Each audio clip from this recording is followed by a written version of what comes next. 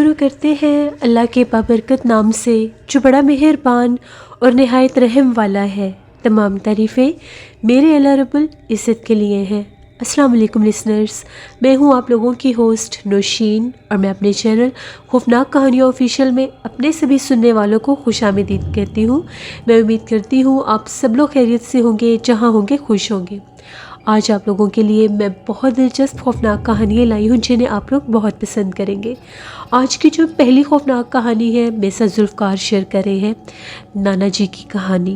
ذوالفقار کہتے ہیں کہ آج آپ کے ساتھ نانا جی کی ایک بہت ہی بھیانک خوفناک کہانی شیئر کرنا چاہتا ہوں۔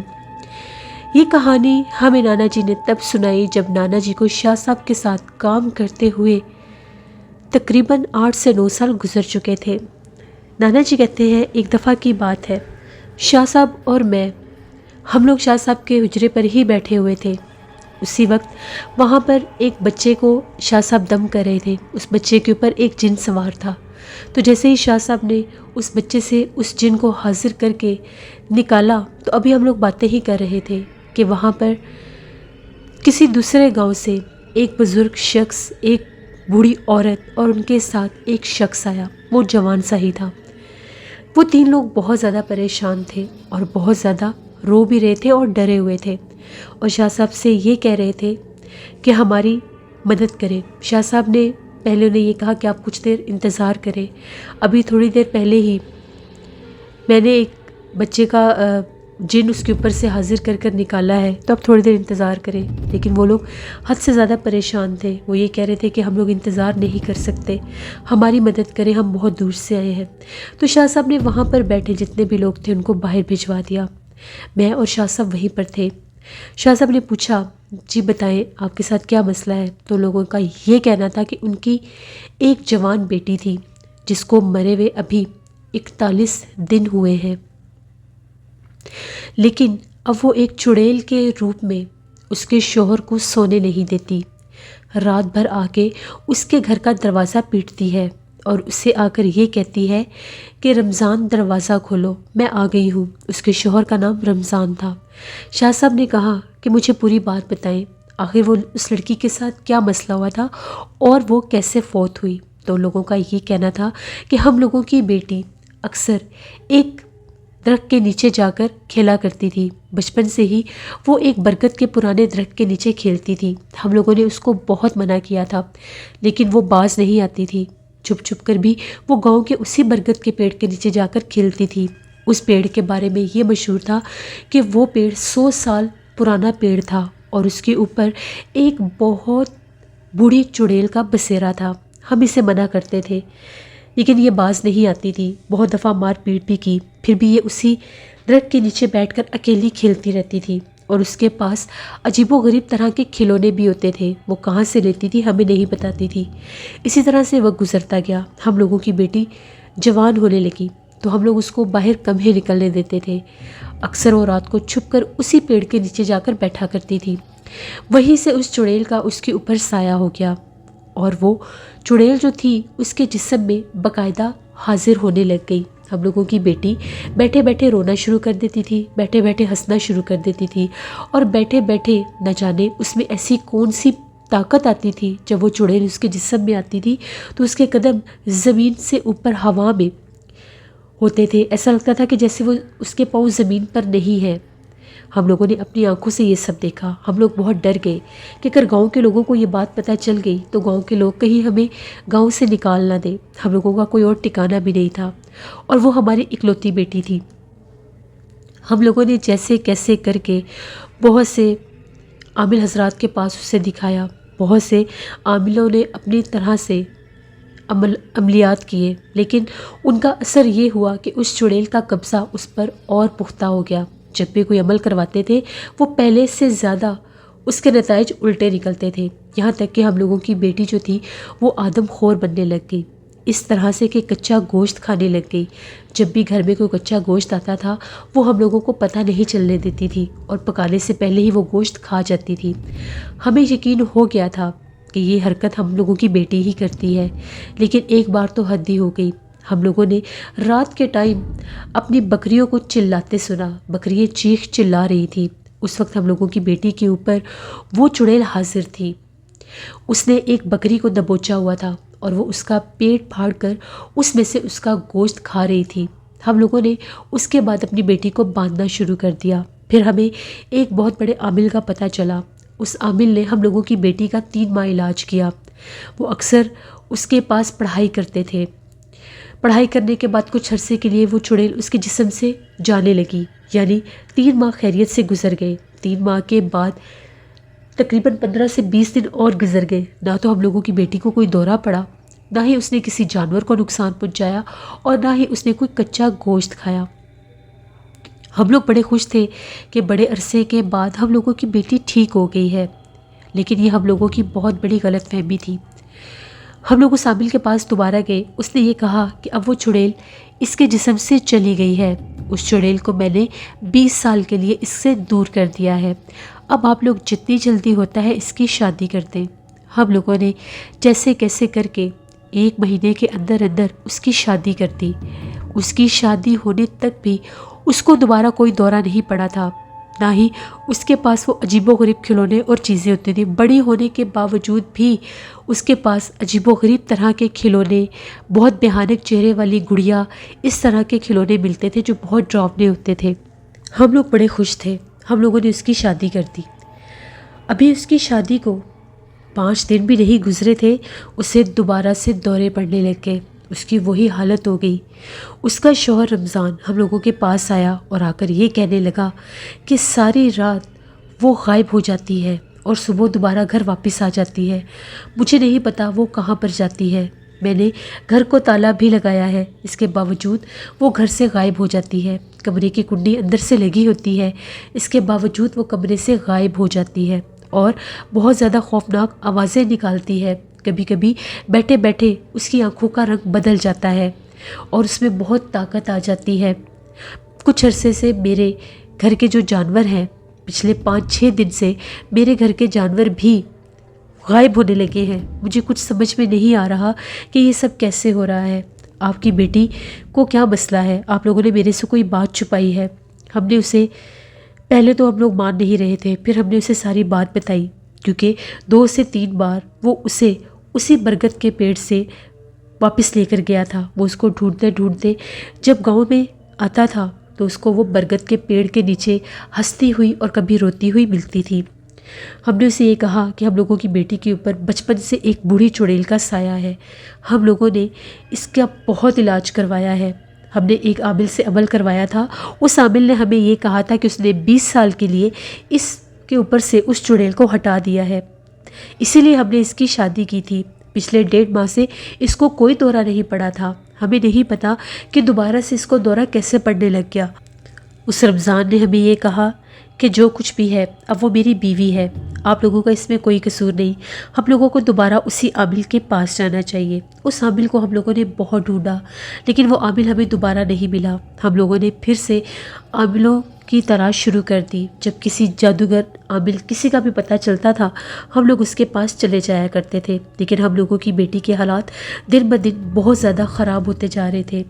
اب وہ رات رات بھر گھر سے غائب رہتی تھی۔ بہت سے لوگوں نے قبرستان سے بھی بہت بھیانک آوازیں سنی تھی۔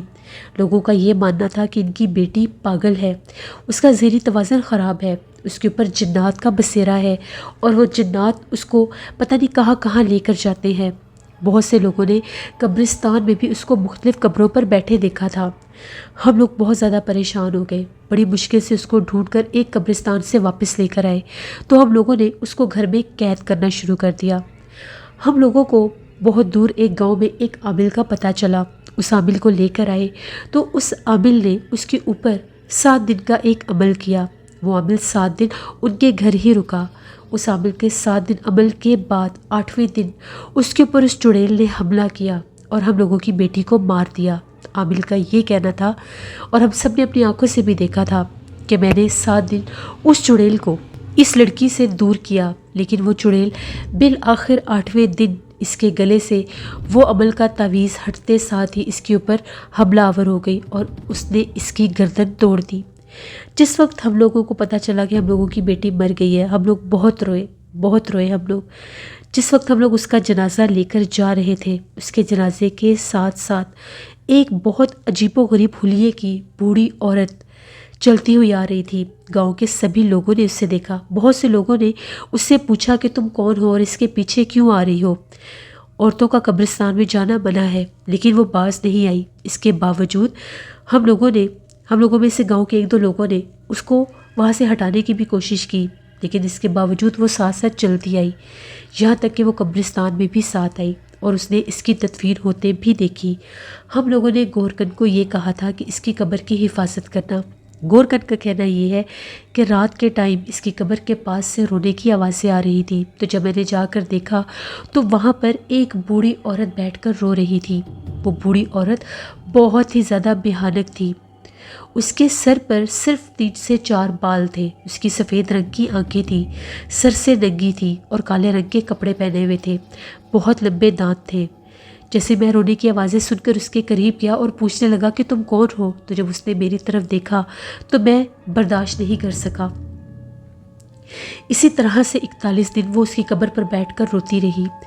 دوسری طرف ہم لوگوں نے بہت زیادہ کوشش کی، قرآن خوانی بھی کروائی، اس کے نام کے بہت صدقہ خیرات بھی کیے، لیکن وہ بوڑھی چڑیل اس کو مارنے کے بعد بھی باز نہیں آئی۔ 41 دن کے بعد رمضان کا یہ کہنا ہے کہ آدھی رات کا ٹائم تھا، میرے گھر کا دروازہ کوئی زور زور سے بجانے لگا۔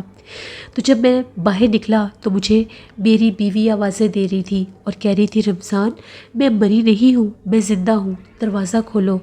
میں بہت زیادہ ڈر گیا کہ یہ کیسے ممکن ہے، 41 دن گزر چکے ہیں، اگر وہ مری نہیں ہے تو وہ کیسے واپس آ سکتی ہے؟ میں نے خوف کے مارے دروازہ نہیں کھولا۔ آج 8 دن ہو گئے ہیں۔ رمضان بہت زیادہ بیمار ہو گیا تھا، اسے بہت سا بخار تھا، خوف کے مارے یہ گھر سے باہر نہیں نکلتا تھا۔ جب ہم لوگ اس کے پاس اس سے ملنے کے لیے اس کے گھر گئے تو اس نے ہمیں بتایا کہ وہ ہر روز رات کو آتی ہے، پوری رات باہر بیٹھ کر دروازے پر صدائیں دیتی ہے اور جیسے ہی فجر کا ٹائم ہوتا ہے وہ چلی جاتی ہے۔ مجھے بہت زیادہ ڈر لگ رہا ہے، وہ مجھے مار دے گی، اب آپ ہماری مدد کریں، ورنہ وہ چڑیل جو ہم لوگوں کی بیٹی کا روپ لے کر آ رہی ہے وہ اسے زندہ نہیں چھوڑے گی۔ گورکن کا بھی یہی کہنا ہے کہ ابھی بھی وہ بوڑھی عورت اکثر اس کی قبر کے پاس بیٹھی دکھائی دیتی ہے، کبھی وہ ایک جوان لڑکی کے روپ میں ہوتی ہے اور کبھی ایک بوڑھی عورت کے روپ میں۔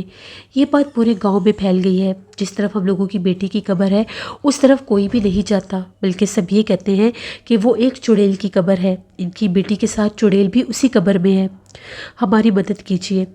شاہ صاحب نے جب یہ بات سنی تو شاہ صاحب نے یہ کہا کہ ٹھیک ہے، میں آپ لوگوں کے ساتھ آپ لوگوں کے گاؤں چلوں گا، لیکن آپ کو اس کے لیے تھوڑی دیر انتظار کرنا ہوگا۔ جیسے ہی ہم لوگوں نے عشاء پڑھی اس کے بعد شاہ صاحب نے حاجت کے 2 نوافل ادا کیے، میں نے بھی نوافل ادا کیے۔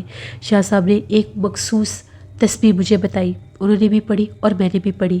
پھر شاہ صاحب اور میں ان تینوں لوگوں کے ساتھ ان کے گاؤں میں روانہ ہو گئے۔ جب ہم لوگ ان کے گاؤں میں گئے تو ان کے گاؤں میں بہت زیادہ سناٹا تھا، اتنی خاموشی تھی کہ جیسے یہاں پر انسان کا وجود ہے ہی نہیں۔ لوگوں میں اسے لے کر اتنا خوف تھا، لوگوں کا یہ ماننا تھا کہ وہ رات رات بھر کبھی اپنے ماں باپ کے دروازے پر آتی ہے اور کبھی رمضان کے دروازے پر۔ ہمیں ڈر لگتا ہے کہیں وہ ہم لوگوں کے گھر کے دروازے بھی نہ بجانا شروع کرتے۔ اس کے خوف سے شام ہوتے ہی پورا گاؤں سنسان ہو جاتا تھا۔ جب ہم لوگ شاہ صاحب اور میں ہم لوگ رمضان کے گھر پہنچے، جیسے ہی آدھی رات کا ٹائم ہوا، تقریباً رات کے 1:30 پونے 2 بجے کا ٹائم تھا، ہم لوگوں کو انتظار تھا۔ شاہ صاحب نے یہ کہا تھا کہ ایک دفعہ اس کو آنے دو، جب وہ آئے گی اس کے بعد ہی اس کو پکڑا جا سکتا ہے، کیونکہ اس کا کوئی ایک ٹھکانہ نہیں تھا۔ جیسے ہی پونے 2 بجے 1:30 پونے 2 بجے کا ٹائم ہوا، دروازے پر دستک شروع ہو گئی اور اس نے رونا شروع کر دیا۔ وہ بدستور رمضان کو آوازیں دے رہی تھی، رمضان دروازہ کھولو، میں آ گیا ہوں۔ شاہ صاحب نے کہا کہ کوئی بھی تم لوگوں میں سے باہر نہیں آئے گا۔ شاہ صاحب نے مجھے ساتھ لیا، میں اور شاہ صاحب باہر آئے، باقی کے وہ سب لوگ اسی کمرے میں موجود تھے۔ جیسے ہم لوگ باہر آئے اس وقت بھی وہ دروازہ بجا رہی تھی۔ رمضان نے ہمیں یہ بتایا تھا کہ جب پہلے دن اس نے دروازہ کھٹکھٹایا تھا تو میں نے اپنے گھر کے دروازے میں سے جھانک کر، ایک چھوٹی سی جگہ بنی ہوئی تھی، وہاں سے جھانک کر جب دیکھا تھا تو مجھے جلے پیروں والی کوئی عورت نظر آئی تھی اور اس کے پیر الٹے تھے۔ اس کے بعد میں نے ڈر کے مارے دروازہ کبھی بھی نہیں کھولا۔ شاہ صاحب نے بہت آرام سے اس دروازے کے پاس کھڑے ہو کر حصار کیا، خود پر بھی اور مجھ پر بھی۔ جیسے ہی دروازہ کھولا تو وہ بالکل دروازے میں نیچے بیٹھی ہوئی تھی، ایک بہت زیادہ بوڑھی عورت۔ اس کا چہرہ بہت بھیانک تھا۔